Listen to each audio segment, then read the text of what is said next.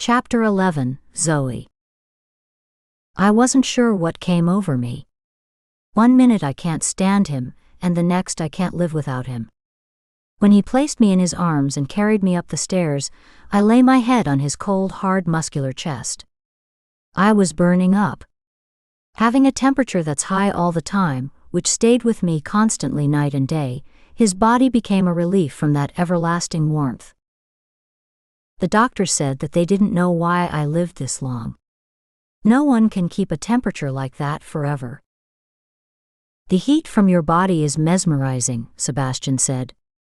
I know now why I love you. I know now why I can't stay away from you. I didn't know, but I welcomed him to enlighten me. Because of my unusual warmth? You can say that. I feel more human than I have ever. With you, of course, more than with any human I've been with. You constantly say that.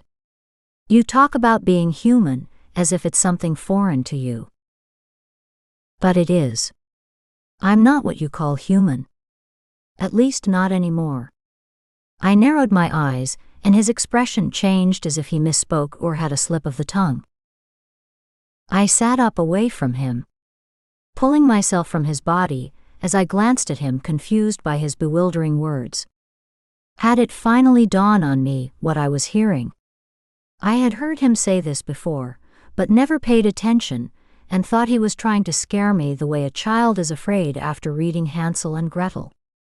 And that thing about a witch.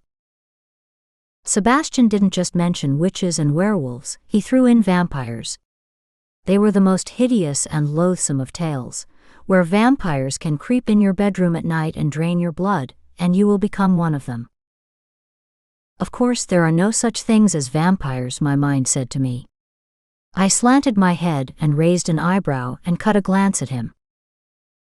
After you've made love to me, this is what you're revealing to me, that you're a werewolf of some kind?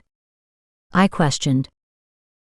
I was ready to give him one of my burr-faced grins. What a silly idea. What a nut I've found among all the nuts I had to pick from. Of all the idiots I've come across and assholes that I could have fallen for, I've fallen for the biggest, wackiest one of all. I shook my head and closed my eyes for a second in disbelief. I'm not a werewolf, he said with cold sarcasm. I breathed a sigh of relief. Maybe there was help for him after all. He's a doctor and quite handsome, and not a bad catch.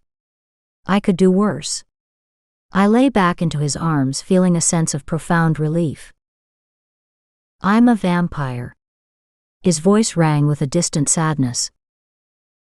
Oh, for fuck's sake. Did you have to tell me something like that, just when I was beginning to like you?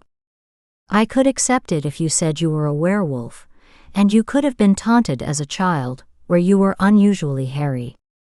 I can see that, because you have a head of hair a werewolf would envy. That is if I believed in werewolves. But I don't, and now you want me to believe in something more outrageous. Like the kind that sucks your blood kind of vampire. His eyes wavered to me, and then around the room as if he had to leave, but he didn't want to go just yet. Yes. The kind that sucks your blood. I glanced at him and laughed. Not a huge laugh as before, but a small laugh because I really didn't want to know all this. There's a saying that ignorance is bliss, and there is a reason for it. I moved away from him, as if he had a plague. I put one foot on the floor and then the other as if I would run, but if he was really a vampire, where could I run? I just had terrific mindless sex with a vampire, and now I wanted to run away from him. Not because I didn't like him or because he wasn't my idea of a boyfriend, but because I was scared out of my mind and I finally believed him. Where are you going? I'm not going to harm you. If I wanted to harm you, I would have done it the night I found you outside that club. What are you going to do to me? By asking that question, I had almost fell into the trap of accepting that he could be a vampire. I had to stay with reality and not fall into fantasy land. Standing with my hands to my side, trembling and shaking, I turned and reached for my robe. What did I think I could cover up, because he had seen everything there was to see, and been with me half the night kissing my body. And he had taken care of me for months. As he said before, he knew every freckle on my body. I wished I had paid attention before tonight. He turned to answer my question. His eyes locked on mine. I'm going to love you forever. Chills rose on my skin from the finality of his words and his tone and the warmth of his voice. Well, if you are talking about making love to me, I don't think that is possible anymore. I made a dash to the bathroom to take a shower, to wash away the unholy love I had engaged in. I scrambled to lock the door behind me. Rushing for the shower, I felt his cool breath on my back. He placed his finger lightly there. I jumped and turned to face him. I know every freckle on you. And that small strawberry birthmark under your arm near your breast. You scared me, I didn't hear you. I breathed out loud through my teeth. How did you get in here? The doors are locked. Why should you be afraid of me? I have touched all of you, and now I know what I want, and that is you. He had this serious stone face and cold eyes watching me. I don't know what I want. I'm too young to devote my life to you. Anyway, if you are a vampire, how old are you? More than 500 years. I don't really know. See what I mean? You're too old for me. I shot him a weak smile. I tried to lighten the seriousness of his words, but he wasn't laughing, and I was more afraid of him than I have ever been. It's a strange thing that once your eyes are open, and you can see the light, and the light is too glaring, then you beg for darkness. I was begging to go back to the point where I thought everything coming from him was a joke. I knew someone was trying to kill me, and I thought it was the people who had kidnapped me as a child. It was, but I thought it was his family who operated some kind of human traffic ring to kidnap young children and sell them. Maybe try to kill me because I knew too much, but I knew nothing, except now I know they are inhuman creatures. They are vampires. But I'm still not convinced because I can't wrap my brain around the idea that vampires exist. Pushing against Sebastian's chest, he never moved. Can I take this shower without you around? I just want to be alone with my thoughts, and you're making that very difficult. I have to go. He opened the shower door and I stepped inside, and he stood looking at me in the shower with cold water raining down on me. I have to sleep. And I would hope you do the same, because tonight you have to accompany me to the hospital.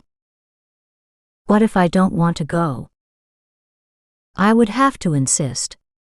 Until you understand what you and I are up against, I have to keep you near. You can't be trusted to not bring witches into our house. Our house?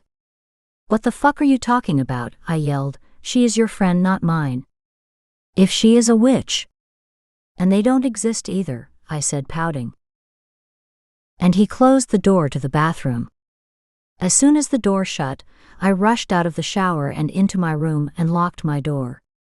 Who am I kidding? Who was I locking out?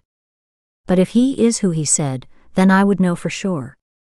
He would be able to come in here with the door locked.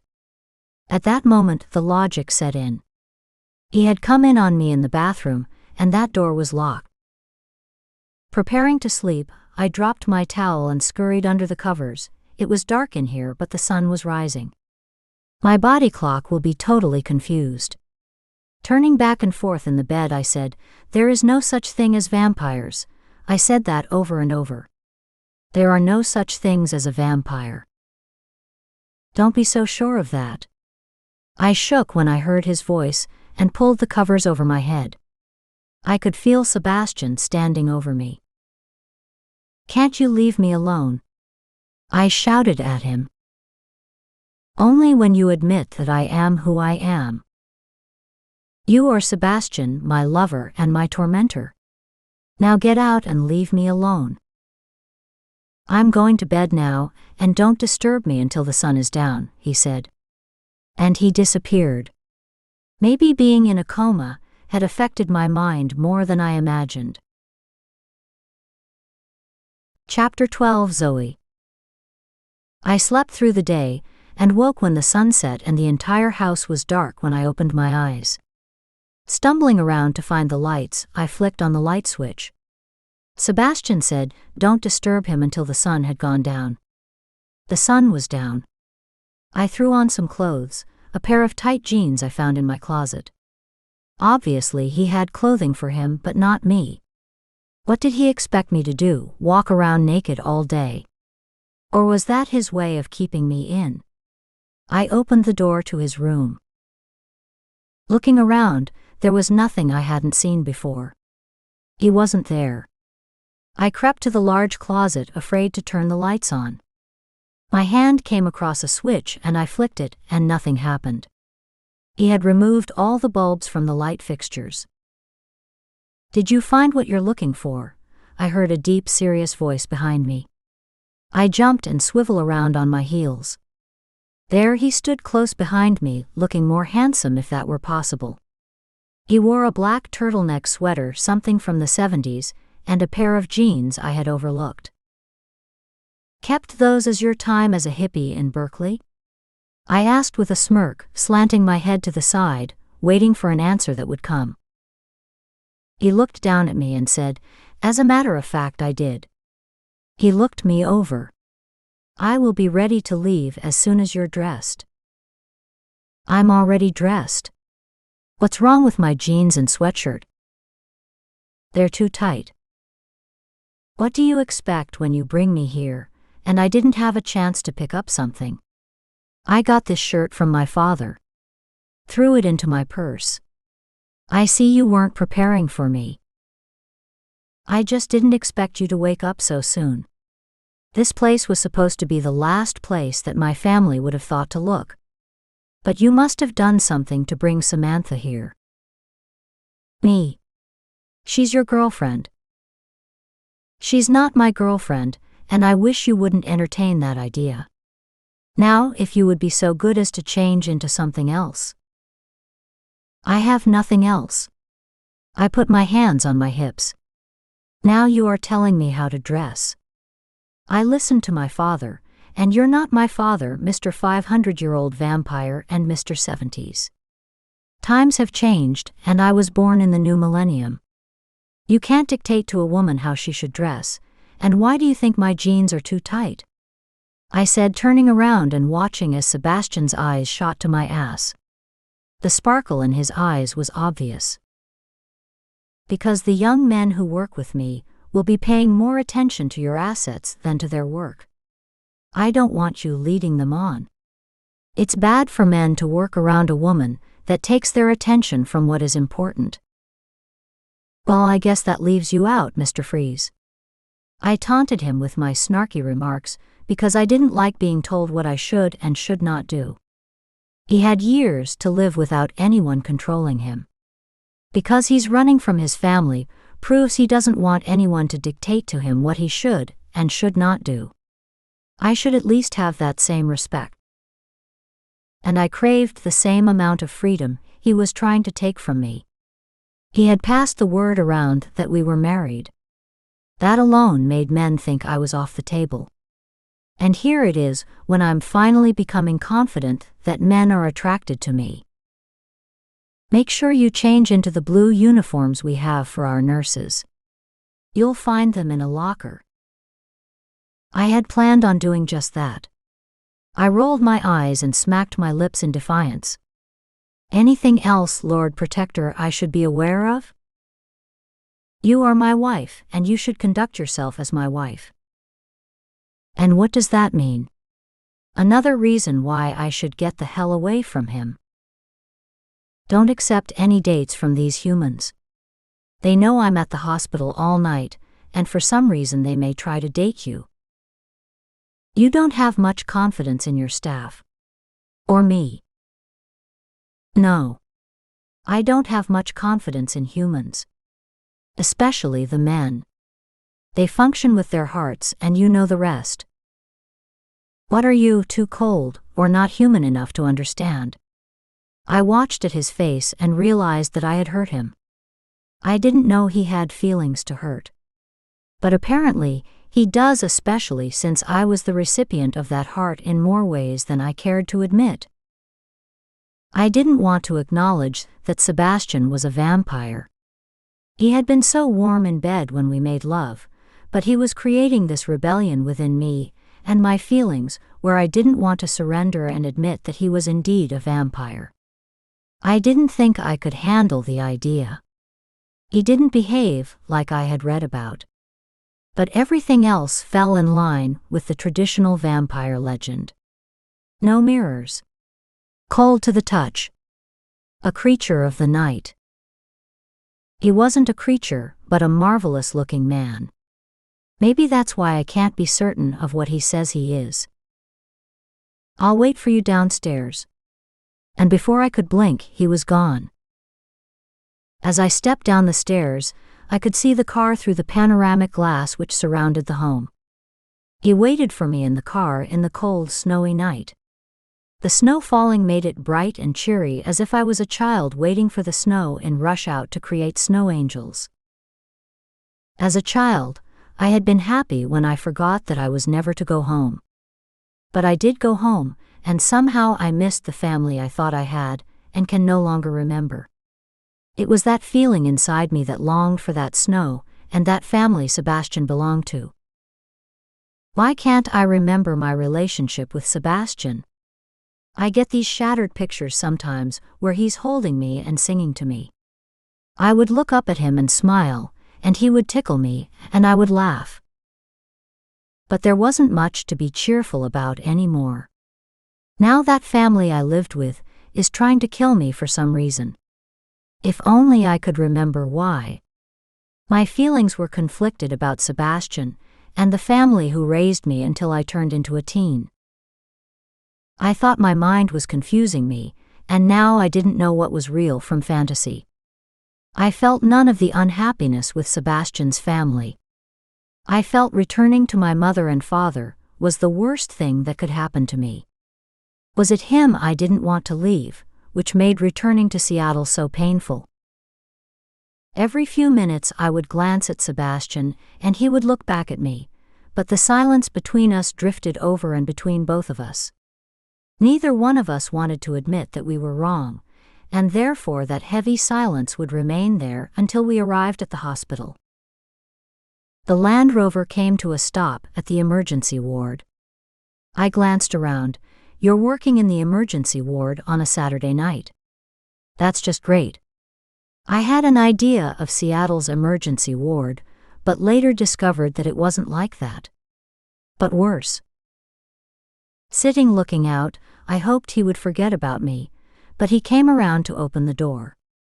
Stepping out, I walked ahead of him, but I wanted to run and not have to face anyone. I didn't know how to behave like a married woman, simply because I wasn't one. I had just been made love to for the first time in my life, and before I could get over that, I had to face the idea that he was a vampire and some witch wanted to kill me because of him. Hello, Dr. Sebastian. We have a lot of clients waiting. The woman who greeted him spoke in a small nasal voice, as if he had walked into a law office.